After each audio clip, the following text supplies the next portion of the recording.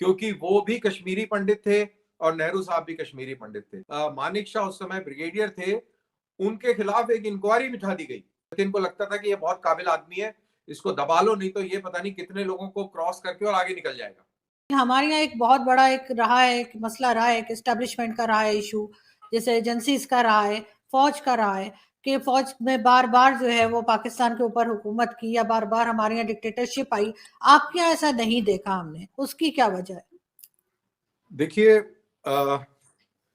हमार अगर आप हिस्ट्री को देखें और जैसे हमारी तरफ और आपकी तरफ शुरुआत हुई थी, आपकी तरफ ज्यादा टर्बुलेंट शुरुआत हुई थी 1958 में, if I am not wrong.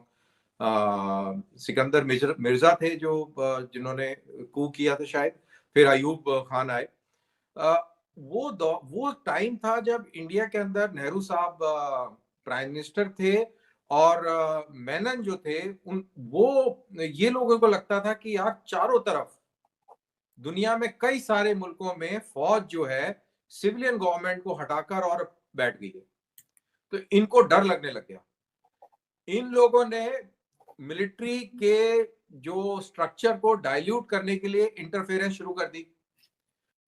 Interference इस हद तक हो गई कि यहां पर जर्नलों में होड़ लग गई कि मेरी कमीज दूसरे से सफेद ज्यादा कैसे दिखा पाऊं, मैं कैसे ज्यादा क्यूट डॉगी बन के मैं अपने आप को पेश कर पाऊं, मैं कितनी जोर से पूंछ हिला सकूं जिससे कि मैं रैंक और पोजीशन में ऊपर बढ़ता रहूं।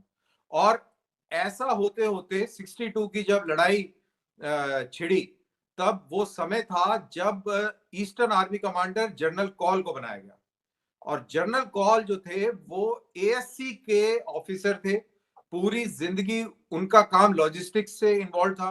वो आटा, चावल, दाल, चिकन, मटन, बटर और इन चीजों की सप्लाई करते रहे और लेफ्टिनेंट जनरल बन के और उनको कॉम्बैट फॉर्मेशन का कारभार संभला दिया, क्योंकि वो भी कश्मीरी पंडित थे और नेहरू साहब भी कश्मीरी पंडित थे। तो इस तरीके का कार्रवाई हुई और आपको हैरानी होगी कि 1971 वॉर के फील्ड मार्शल मानिक शाह उस समय ब्रिगेडियर थे, उनके खिलाफ एक इंक्वायरी बिठा दी गई। वो इसलिए बिठाई गई, मैं इसका हमेशा जिक्र करता हूँ, शेखर गुप्ता एक हमारे प्रिंट मैगजीन के इंडिया के बहुत बड़े मशहूर जर्नलिस्ट है, उन्होंने एक आर्टिकल लिखा और इस चीज को पूरा उजागर किया है। वो मानिक शाह को इसलिए टारगेट किया गया क्योंकि ये जो ज्यादा बड़े डॉगी बनने की कोशिश में लगे हुए थे, इनको लगता था कि ये बहुत काबिल आदमी है, इसको दबा लो, नहीं तो ये पता नहीं कितने लोगों को क्रॉस करके और आगे निकल जाएगा। तो ये हालात थे हमारे 1962 लड़ाई के दौरान, इंक्लूडिंग हमारे चीफ जनरल थापर, वो भी एक पॉलिटिकल प्रोजिनी थे। तो शिकस्त हुई, बहुत ही जबरदस्त शिकस्त हुई, शर्मनाक शिकस्त हुई। उसके बाद इस मुल्क की, अब यहां से फर्क पड़ता है, यहां से इंडिया और पाकिस्तान के अंदर जबरदस्त फर्क पड़ता है। इस पॉइंट पर भारत के अंदर डिबेट हुआ, डिस्कशन हुआ, गली गली में हुआ, पार्लियामेंट में हुआ और बच्चे बच्चे के बीच में हुआ।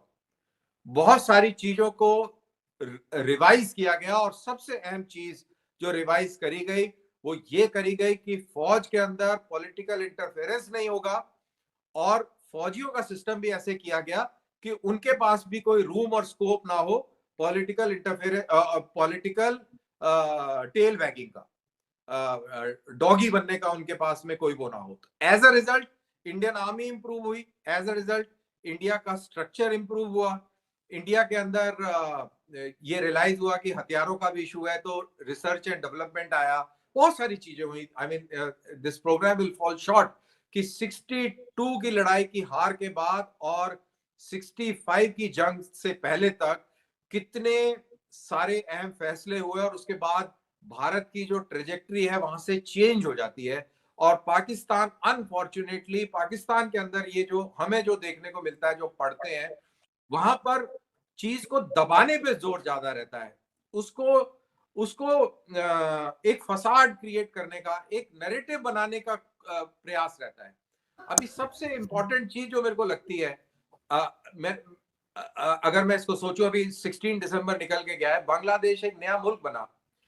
71 से पहले ये ईस्ट पाकिस्तान था, नजरिया पाकिस्तान नाफिज था, और भारत का उसी तरीके से वो एक दुश्मन था, जैसे मतलब पाकिस्तान एक दुश्मन के तौर पर भारत को ट्रीट करता है। लेकिन 71 के बाद में बांग्लादेश ने नजरिया पाकिस्तान छोड़ के नजरिया बांग्लादेश लेके आ गए। वहां पे आज आप उनकी लेडीज को देखिए, ख्वातीन को देखिए, बढ़ चढ़ कर इकोनॉमी में हिस्सेदार हैं। उनको इतनी बड़ी फौज की जरूरत नहीं पड़ी, उन्होंने फौज को स्केल डाउन कर दिया। आज इंडिया उनको फौजी सामान से हेल्प करता है। उनका तो बॉर्डर किसी से नहीं लगता। तो कहने का मेरा मतलब है, what I am trying to tell you is that India से जो ये दुश्मनी बना के रखी गई है, इट इज एन आर्टिफिशियल दुश्मनी।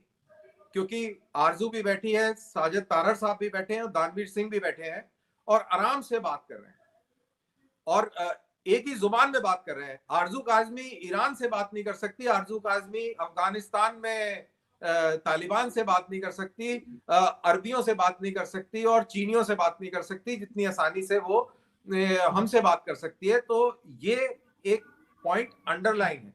लेकिन यहाँ पर एक चीज और मैं बता दूं बिफोर आई कंक्लूड।